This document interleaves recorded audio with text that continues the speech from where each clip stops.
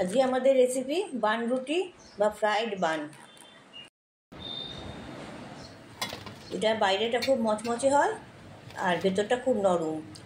আর এটা কষা আলুর দম, ঘুগনি, কষা মাংস দিয়ে খেতে খুব ভালো লাগবে। আর তাছাড়া এটা বড়া পাও হিসেবেও ব্যবহার করতে পারেন।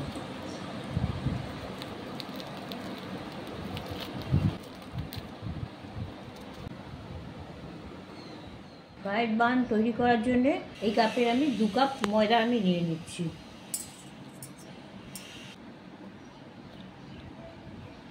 আমি মাঝখানটা একটু ফাঁকা করে নিচ্ছি।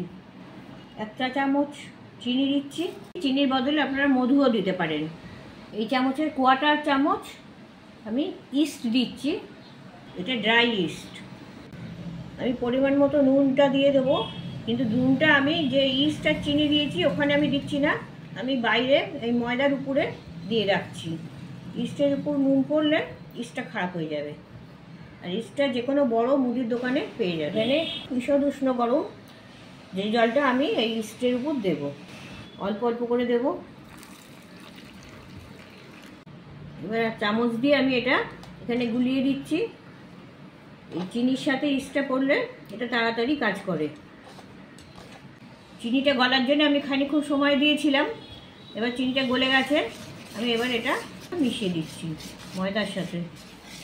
আবার একটু আমি জল মেশাচ্ছি, অল্প অল্প করে জল মেশাচ্ছি। মোটামুটি 1 কাপ আন্দাজ জল লাগবে, সেটা আপনারা একটু বুঝে দেবেন। এটা জল দিয়ে সম্পূর্ণভাবে এটা মিক্স করার পর আমি আরেকটু ময়দা দিয়ে এটাকে হাতে তুলতে পারা যাবে এই রকম করে নেব।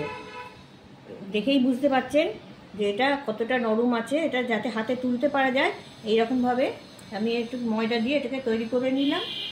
একটু তেল আমি দিয়ে এটাকে মাখিয়ে নিচ্ছি। এটা এই বাটিটায় রাখবো। বাটিটায় আমি আগে একটু তেল মাখিয়ে নিচ্ছি, যাতে এটা বের করবার সময় তাড়াতাড়ি বেরিয়ে আসে। এটা আমি এই বাটির মধ্যে চাপা দিয়ে 1 ঘন্টা আমি রুম টেম্পারেচারে, খুব গরম জায়গা হলে ভালো হয়, এটা একটা প্লাস্টিক প্যাকেটের ভেতর আমি এটা ঢুকিয়ে এইভাবে রেখে দিচ্ছি।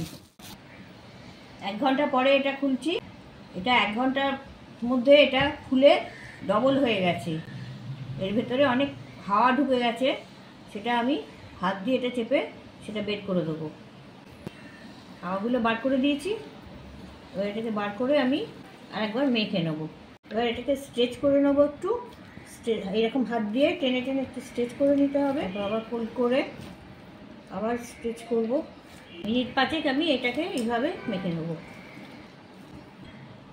5 মিনিট স্ট্রেচ করার পর এবার আমি আর একটু ময়দা দিয়ে এটাকে ব্যবহারযোগ্য করে নেব। এইভাবে মুড়ে মুড়ে এটাকে ছোট করে এই বাটিতে 1 ঘন্টা রেখে দিচ্ছি। 1 ঘন্টা পরে আবার এটাকে ঢাকনা খুলছি। এটাকে আবার হাওয়াটাকে বার করে দিচ্ছি। একটু হাতে তেল দিয়ে নিলাম, তেল দিলে তাড়াতাড়ি বেরিয়ে আসবে।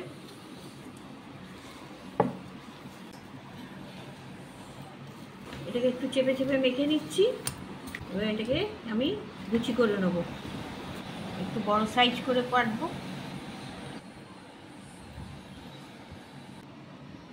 এবার আমি এগুলোকে বেলে নিচ্ছি। এগুলো হাতে তেল মাখিয়ে একটু এটা নিয়ে এতে সামান্য একটু তেল মাখিয়ে নিয়েছি। তেল মাখিয়ে এই তেলগুলো রেখে একটু প্রেস করে করে এটাকে বাড়িয়ে নিতে হবে।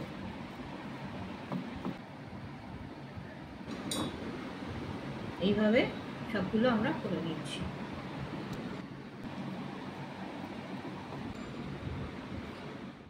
কড়াই তেল দিচ্ছি ভাজার জন্য। আমার তেল গরম হয়ে গেছে, এবার আমরা ভেজে নিচ্ছি। এবং অল্প গরম এটা দেবেন, যাতে এটা আস্তে আস্তে ফুলে ওঠে। খুব বেশি গরম তেলে দিলে এটা লুচির মতো খুব তাড়াতাড়ি ফুলে উঠবে, আর ভেতরটা ফাঁপা অনেক বেশি হয়ে যাবে। ভেতরে যে বান রুটির ভাবটা সেটা আসবে না। কি সুন্দর ফুলে উঠছে, তলার দিকটা হয়ে গেছে। এবার আমি এটা উল্টে দিচ্ছি আস্তে করে। যারা এখনও আমাদের চ্যানেলটিকে সাবস্ক্রাইব করেননি তারা প্লিজ চ্যানেলটিকে সাবস্ক্রাইব করে নেবেন। এটা আবার হয়ে গেছে, একটু তুলে নিচ্ছি। আমাদের রান্নাগুলো কেমন লাগছে আমাদের কমেন্টস বক্সে আপনারা জানাবেন।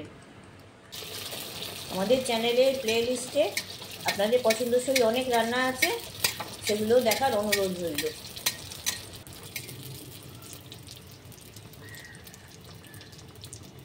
একটু উল্টে দিচ্ছি।